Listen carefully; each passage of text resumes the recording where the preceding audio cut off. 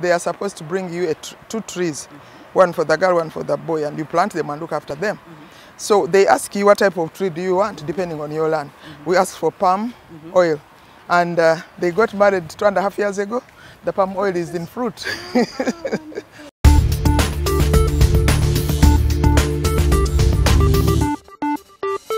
To me, this sector is not only important to this country, but to Africa.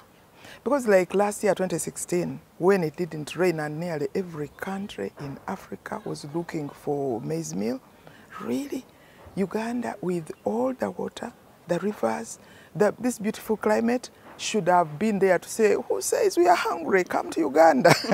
So, one, our sovereignty depends on our being able to feed ourselves. Whoever feeds you controls you. So if we want to be sovereign, we have to do our farming, do it right, produce enough. If we also want to be respected in the region, we have to produce enough and actually feed the region. Like right now, with the problems in southern Sudan, more than 1 million Sudanese have arrived in Uganda. And what we are telling people is, don't complain. This is not a challenge. It is an opportunity. You are producing the food and taking it to southern Sudan. Now the market has come. Yeah. So what is needed to boost investment and development in agriculture, do you think? When I was at school, we did the Cambridge examination for Senior 4. And if you failed English, you just got a certificate, you did not get the O-level passing. Now, right now, Uganda should be prioritizing agriculture so that any Ugandan who fails agriculture does not get their certificate. Yeah. Yeah, because for the way I look at it, if let's say you are the president of Uganda, you should appreciate agriculture. You are the means of finance, you are the means of trade. Everybody in leadership, even if you are just a village chief, you should appreciate agriculture. That way, if everybody appreciated it, even the budget agriculture gets would be different. Even the way agriculture is treated would be different. Should there be a focus in your view on more on small-scale farming or moving towards commercial, large-scale enterprise? I think both they are at the above too, because the small-scale farming is already there.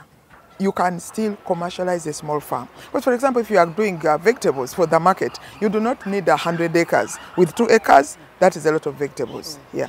So, but at the same time, in those areas where we still have the land, and where people can come together and amalgamate it and maybe do the same thing, like what is happening with tea and sugarcane, that should also be encouraged.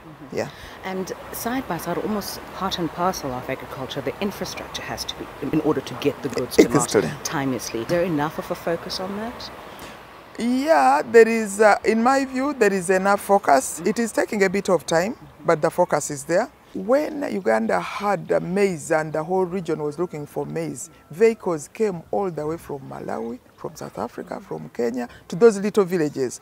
So, while the infrastructure needs a bit of beefing up, what we have is enough for anybody who wants to invest in agriculture now to be able to evacuate whatever they want to evacuate. Because like now, there is nobody who can tell you, oh, I grew maize and I couldn't get it to the market because there was no road. We've seen them do it. Exactly. Yes. So more is better and maybe a bit more organized. So this is part of my exercise. By the time I've walked from there, come here, bent and picked my greens and whatever, I'm feeling tired, but happy with my harvest. Okay. Climate change is obviously an impact across the continent. And are we beginning to feel it here in Uganda as yet? And what impact will it have on agriculture? Definitely, we are feeling it. Like I said, last year we felt it. Some parts, of course, felt it more than others. But the one thing some of us think that was a positive is that everybody woke up because the food production went low.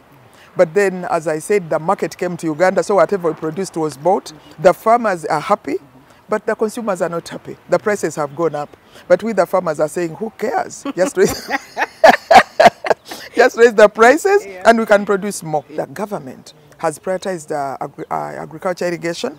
Because now for the first time in I don't know how many years, we have got money for irrigation in our budget.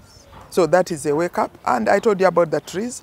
The reason we plant trees at every important occasion is to rear forest. Because our forest used to be 45%, now we have got 25%.